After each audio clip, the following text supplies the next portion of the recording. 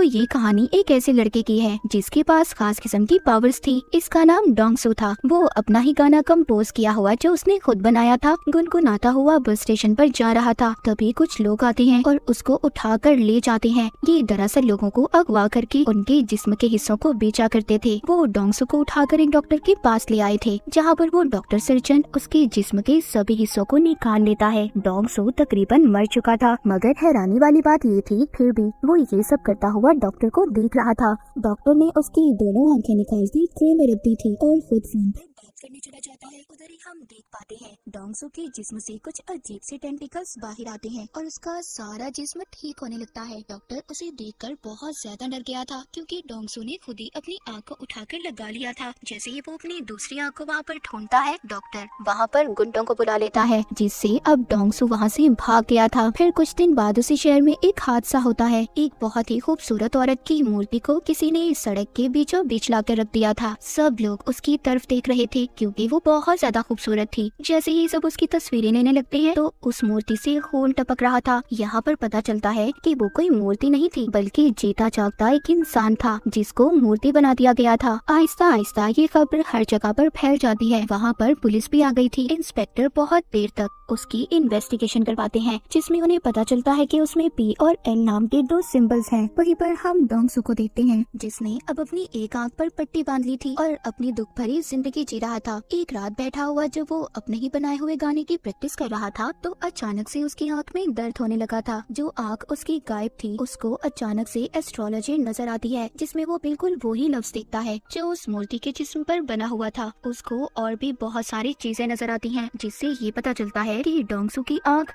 किसी दूसरे आदमी के पास है। तभी डोंगसू ये सब देख पा रहा था जो वो आदमी कर रहा था। अगले दिन डोंगसू अपने काम पर जाता है, जो एक कबाड़ खाना था। तभी वहाँ पर कुछ लोग आते हैं जो उसके दोस्त को बहुत मार रहे थे। डोंगसू अपने दोस्त की मदद करने की कोशिश करता है और बेचारा खुद ही मार खा लेता है। उन्हीं में से एक आदमी डोंगसू को मारने के लिए चाकू निकालता है, पर डोंगसू उससे लड़ाई करता है और इसी उसमें बेचारे डोंगसू का कान कट जाता है, जो कि जमीन पर गिर गया था। ये देखकर सभी वहाँ से भाग जाते हैं। अब जैसे ही वो वहाँ से जाते हैं, डोंगसू अपना कान उठाकर अपनी अजीब खास किस्म की पावर्स ताकत से अपने कान को जोड़ लेता है। उधर ही वो लोग भी अब डोंगसू को ढूंढ रहे थे जो जिस्म के हिस्से बेचा करते थे। उन्हें पता चल चुका था कि डोंगसू का जिस्म और उसका एक एक हिस्सा बहुत खास है, क्योंकि उसे जितना भी जख्मी कर लो, काट लो, वो खुद ही जुड़कर ठीक हो जाता है। और ऐसे जिस्म की मार्केट में लाखों करोड़ों में कीमत है। लड़ाई खत्म होने के बाद डोंगसू अपने घर जाता है, जहाँ बैठा वो अपने गाने की प्रैक्टिस कर रहा था, मगर उसको गाने की लिरिक्स सही तरह से याद नहीं थी। वो दोबारा से सुनकर प्रैक्टिस करने लगता है। तभी उसको विजन एक ख्याल आता है। उसको उसी आदमी का ख्याल आ रहा था जिसके पास डोंगसू की दूसरी आंख थी। वो भी बैठा उसी का गाना सुन रहा था। तभी डोंगसू की आंख में दर्द होने लगता है, जिसके बाद डोंगसू ये फैसला करता है कि वहीं पर तो बाना जाएगा जहाँ पर उसे ले जाया गया था और अपनी आंख को ढूंढेगा। मगर वो लोग उसको पहचान लेते हैं जो उसके पीछे पड़े थे। वो उसको पकड़ने की कोशिश करते हैं। वो उनसे बचकर भाग रहा था, पर तभी उधर ली नाम की लड़की आकर उसे बचा लेती है। ली कहती है, मैं जानती हूँ तुम डोंगसू ही हो ना। जिसके बाद वो उसकी टांग पर अपना चाकू निकालकर एक कट मारती है और वो देखते ही देखते खुद ही ठीक हो जाता है। डोंगसू ली से बचकर वहाँ से भाग जाता है। इसके बाद डोंगसू के ख्यालों में हमें एक किताब को दिखाया जाता है, जिसमें लोगों को मारकर उनका पुतला बनाने के बारे में सब कुछ लिखा हुआ था, जिससे ये बात तो साफ थी कि डोंगसू की आंख जिस इंसान के पास थी वो लोगों को मारकर उनका पुतला बनाकर उन्हें शहर में खड़ा कर देता था। फिर हम एक लड़की को देखते हैं जो डोंगसू का गाना सुनते अपने ऑफिस जा रही थी, क्योंकि वो गाना अब काफी ज्यादा वायरल हो चुका था। वो जाकर देखती है तो शहर में एक और पुतला खड़ा था जिसका अभी अभी खून किया गया था। ये सारी बातें अपने दोस्त को बताती है, जिसका नाम मिस्टर जिन था, पर वो आदतों से बिल्कुल भी अच्छा नहीं था, मगर ये लड़की उसको पसंद करती थी। ये लड़की मिस्टर जिन के सामने डोंगसू का गाना गुनगुनाती है। तभी उसकी आंखों में दर्द होने लगता है और उधर डोंगसू की आंखों में भी दर्द हो रहा था। अब ये बात तो यहीं पर क्लियर हो जाती है कि डोंगसू की दूसरी आंख जिस इंसान के पास थी वो मिस्टर जिन था और वही था जो शहर में सभी लोगों का कत्ल कर रहा था। और यहाँ पर ये भी पता चलता है कि डोंगसू की दोनों आंखें उसके गाने को पहचानती थी, इसीलिए जब भी वो बचता था उसकी आंखें आपस में जुड़ने की कोशिश करती थी। तभी उसे दर्द होता था। एक दिन वो अपने ख्यालों में एक लफ्ज लिखा हुआ देखता है जो कॉप्स आर्ट था। वो जब उसको इंटरनेट पर सर्च करता है तो उसे पता चल गया था कि शहर में जितने भी कत्ल हो रहे हैं वो कातिल उनको मारकर स्टैचू मूर्ति में बदल देता है और वो कोई और नहीं बल्कि मिस्टर जिन है। अब इस बात को पता करने अगले दिन उस लड़की के पास जाता है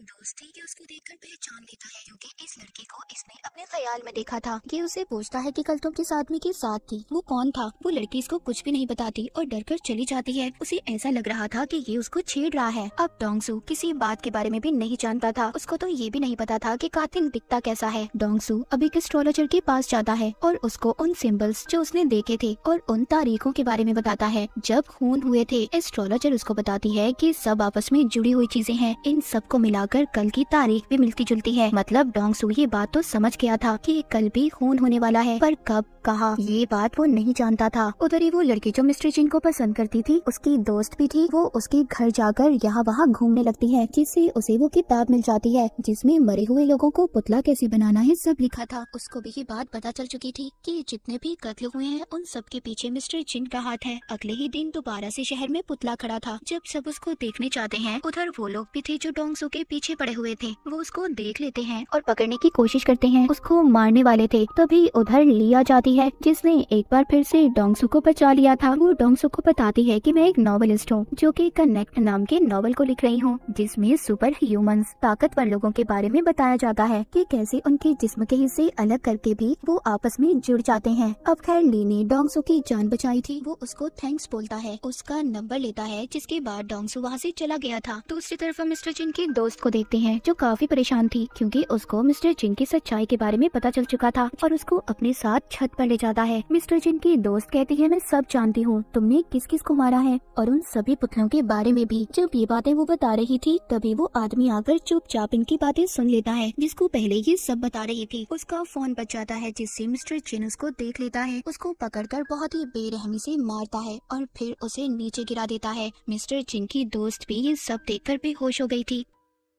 तभी उसका फोन बजता है जिसमें उसने डोंगसू के गाने की रिंगटोन को सेट किया हुआ था। जब उसका गाना बजता है तो तभी डोंगसू की आंख में दर्द होता है और मिस्टर चिन की भी। इससे अब डोंगसू को ख्याल आता है और वो सब देख लेता है कि मिस्टर चिन ने दो लोगों को बहुत ही बेरहमी से मार दिया है। ये देखकर डोंगसू मिस्टर चिन के ऑफिस में आ गया था। वहाँ पर भी सबको कत्ल के बारे में पता चल चुका था। हर तरफ एक भगदड़ मच जाती है। वहाँ पर पुलिस भी आ चुकी थी। डोंगसू ने मिस्टर चिन का कोट देख लिया था, इसीलिए वो उसका पीछा करते बाथरूम तक जाता है, मगर उसने उसका चेहरा अभी भी नहीं देखा था। पुलिस आकर डोंगसू को पकड़ लेती है। उन्हें ऐसा लग रहा था कि डोंगसू ने ही कत्ल किया है। डोंगसू सबसे कहता है देखो मैंने कत्ल नहीं किया, कातिल तो बाथरूम में है। पर कोई भी डोंगसू की बातों पर यकीन नहीं करता। लेकिन ली उसको हम कैसे भूल सकते हैं, वो एक बार फिर आकर डोंगसू को बचा लेती है। उधर ही ऑफिस में मिस्टर जिन जो काफी परेशान था क्योंकि वो सोच रहा था कि छत पर तो हम तीनों के सिवा कोई नहीं था। जब वो बैठा डोंगसू का गाना सुन रहा था तभी उसकी आंख में दर्द होता है। अब उसको समझ आ चुकी थी कि सारे फसाद की जड़ उसकी ही आंख है जो ट्रांसप्लांट की गई है, यानी कि जो उसने लगवाई थी। इसका मतलब ये था कि जिसके पास दूसरी आंख है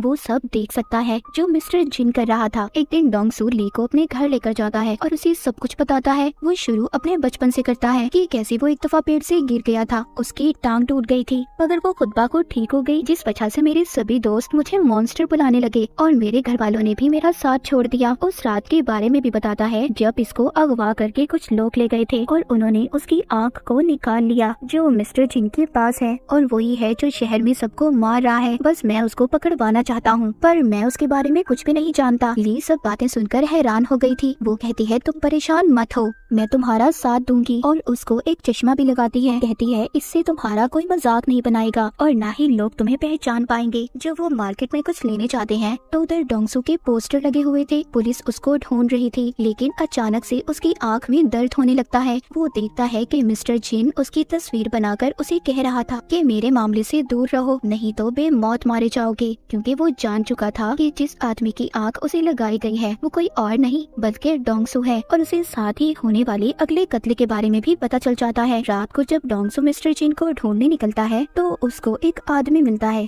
जो उसका गाना गा रहा था। ये सुनकर उसकी आंख में दर्द होने लगता है। अगले ही पल उसको मिस्टर जिन नजर आता है। जैसे ही ये उसको पकड़ने के लिए उसका पीछा करता है वहाँ पर पुलिस आ चुकी थी जो डोंगसू को पकड़ लेती है। अब डोंगसू बेचारा बहुत ही बुरी तरह फंस चुका था। अब ना तो वो बता सकता था कि उसको ख्याल आते हैं और सारे कत्ल के पीछे मिस्टर जिन का हाथ है। उसको जेल में बहुत मारा जाता है। डोंगसू कहता है मैं खूनी नहीं हूँ, बल्कि मैं खूनी को जानता हूँ। इंस्पेक्टर ये सुनकर उसको छत पर ले जाता है जहाँ पर डोंगसू उसको सब बता देता है कि उसकी आंख मिस्टर जिन नाम के आदमी के पास है और वही सबका कातिल है। वो इंस्पेक्टर को अपना एक हाथ तोड़कर दिखाता है जो फिर खुद ही जुड़ गया था। इंस्पेक्टर ये सब देखकर हैरान था। डोंगसू जो मिस्टर जिन को पकड़ना चाहता था वो छत से कूद जाता है क्योंकि वो जानता था कि अगर उसे चोट भी आई या उसकी हड्डी भी टूटी तो वो कुछ देर बाद खुद ही ठीक हो जाएगी। उधर दूसरी तरफ मिस्टर जिन डॉक्टर सर्जन के पास जाता है जिसने इसे डोंगसू की आंख लगाई थी। यहाँ पर हमें कुछ पहले का सीन दिखाया जाता है जब मिस्टर जिन डॉक्टर के पास आया था और उससे कहा था कि उसे आंख की जरूरत है, इसीलिए डॉक्टर ने एक तजुर्बे की खातिर डोंगसू की आंख उसको लगा दी। और फिर मिस्टर जिन को जब ये पता चलता है तो वो अब डॉक्टर को भी मार देता है। जब वो लोग चेक करने आते हैं जो डोंगसू को पकड़ने के चक्कर में थे तो वो जब डॉक्टर को मरा हुआ देखते हैं उन्हें सब पता चल जाता है कि मिस्टर जिन ने डॉक्टर को मारा है। ली और डोंगसू दोनों डॉक्टर को ढूंढने की तलाश में थे। ली एक आदमी को देखती है जो उन्हीं लोगों ने डोंगसू के पीछे लगाया था जो जिस्म के हिस्से बेचा करते थे। ली उसको पकड़ लेती है और उसे मार देती है। उधर दूसरी तरफ डोंगसू बहुत खुश था क्योंकि उसका बनाया हुआ गाना उसका फेवरेट सिंगर लॉन्च करने वाला था। तभी मिस्टर जिन अपने फोन पर नंबर डायल करता है। डोंगसू भी उसे देख पा रहा था। यहाँ पर पहली बार दोनों की बात होती है। डोंगसू से पूछता है कि तुम लोगों को क्यों मार रहे हो। वो उसको बताता है कि मुझे कैंसर है और अगर इस बीमारी की वजह से मैं जिंदा नहीं रह सकता तो कोई भी इंसान जिंदा नहीं रहेगा और तुम आगे आगे देखो मैं लोगों को कैसे मौत देता हूँ। वहीं पर अब ली के मारे हुए आदमी की लाश भी पुलिस को मिल गई थी और साथ ही साथ मिस्टर जिन के खिलाफ सबूत भी। जब ली डोंगसू से मिलती है तो वो अपनी गर्दन पर कट मारती है जो देखते ही देखते खुद ही ठीक हो गया था। यानी कि इसका मतलब ये था कि ली भी कनेक्ट थी। वो कहती है शायद हम जैसे और भी लोग होंगे। दूसरी तरफ मिस्टर जिन डोंगसू जैसा बनकर उसी सिंगर के पास चला जाता है जिसने डोंगसू को बुलाया था। उस सिंगर को वो मार कर अगवा कर लेता है और साथ ही डोंगसू को धमकी देता है कि अगर रात तक वो उसके पास नहीं आया तो वो सिंगर को मार देगा। पर वो लोग डोंगसू को पकड़ लेते हैं जो उसके पीछे पड़े थे जो ऑर्गन्स यानी कि जिस्म के हिस्सों को बेचा करते थे। ली उसे कहती है तुम जाओ, इन्हें मैं संभाल लूंगी। ली उन गुंडों का मुकाबला करती है पर जब एक आदमी उसके चेहरे पर कट मारता है जो खुद ही ठीक होने लगता है। ये देखकर वो लोग बहुत खुश हो गए थे कि पहले तो सिर्फ वो डोंगसू ही था पर अब ये लड़के भी जिन्हें बेचकर ये बहुत सारे पैसे कमा सकते थे। लेकिन देखते ही देखते ली उन पर भारी पड़ रही थी और वहाँ से भाग जाती है। उधर पुलिस को भी मिस्टर जिन के खिलाफ सारे सबूत मिल चुके थे। उनको पता चल चुका था कि मिस्टर जिन डोंगसू बनकर घूम रहा है। डोंगसू भी उस जगह पर पहुँच गया था जहाँ पर मिस्टर जिन ने उसे बुलाया था। वो ये बात भी जानता था कि मिस्टर जिन को लड़ना नहीं आता, वो तो सिर्फ लोगों के डर का फायदा उठाकर उन्हें मारता है। तभी मिस्टर जिन आकर उधर गैस छोड़ देता है जिससे डोंगसू बेहोश हो गया था। वो उसको उठाकर अपने साथ ले जाता है। उधर ली भी एक मॉन्स्टर के पास गई थी और उसे कहती है कि तुम्हारे जागने का वक्त आ चुका है, जो कि डोंगसू और ली की तरह ही था। ये उसको अपने साथ ले जाती है। यहाँ मिस्टर जिन डोंगसू को उस जगह पर ले आया था जहाँ पर उसने सिंगर को